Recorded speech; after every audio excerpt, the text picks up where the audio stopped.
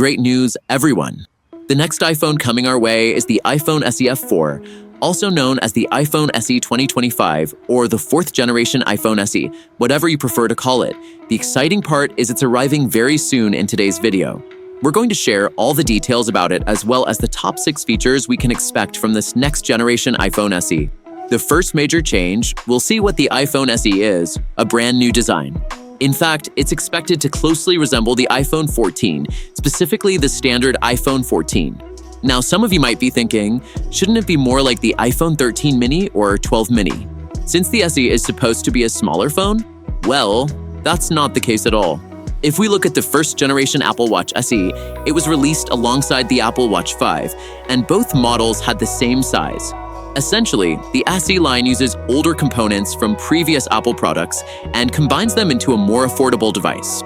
So when we say the new iPhone SE will have a design similar to the iPhone 14, it means they're using an older design, not necessarily making it smaller if you think about it. The iPhone's screen size has gradually increased over the years. When the iPhone first came out, it started at 3.5 inches and stayed around that size for about 5 generations. Then it grew to 4 inches, followed by 4.7 inches, and eventually 5.5 inches, with even larger screens introduced later on. The iPhone SE models have typically been smaller because they used older parts from previous models, but in the past 6 or 7 years. The baseline iPhones have typically had screens around 6 inches or slightly larger like the iPhone 16 Pro and 16 Pro Max. So it's likely that the new iPhone SE will feature a 6.1-inch display just like the iPhone 14, keep that in mind. This smoothly brings us to the second major upgrade, which is the camera. While the iPhone 14 features 2 cameras on the back, the new iPhone SE will only have one. However, it will come with a 48-megapixel camera. Leaks have confirmed this, and the exciting part is that this camera will be quite similar to the wide camera found in the iPhone 16.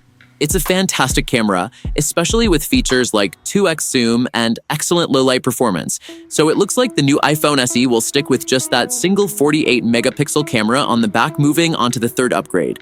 This one concerns the front of the iPhone for the first time. The SE is likely to feature either a notch or a dynamic island, which means we'll be getting Face ID on this model for the very first time. It's exciting to know that Face ID will replace Touch ID, and from now on all future iPhones will use Face ID instead of Touch ID.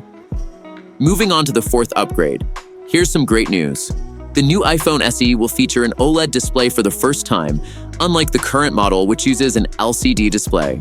This new version will adopt the OLED technology seen in previous iPhones since the iPhone 12 series.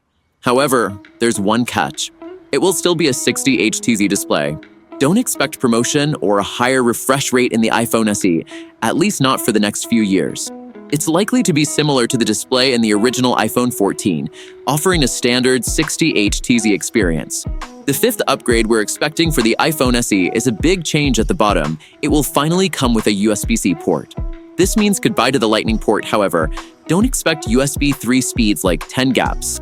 Instead, it's likely to be a standard USB 2 port similar to what we have on the iPhone 16 and 16 Plus. Still, the biggest advantage is that you'll be able to charge your iPhone using USB-C, which is definitely a great improvement. The final major upgrade is related to the chip inside this iPhone. It's highly likely that it will feature the A18 chip, and the reason for this ties back to the USB-C port. If it were equipped with the A17 Pro chip, it would support USB 3, but since models like the iPhone 16 and 16 Plus don't have that support, it's unlikely that the iPhone SE will. Therefore, we're probably looking at the standard 218 chip, though with slightly lower clock speeds. A significant update with this chip will be at least 8 GB of RAM, and you'll also get access to Apple's advanced intelligence features. This will make it the most affordable iPhone to include all the cutting-edge Apple intelligence, which is an exciting addition. So that's all the latest info we have on the new iPhone SE 4, the 4th generation iPhone SE, or however you want to call it. Are you excited about this new iPhone? Will you be getting one when it drops? Let us know in the comments below.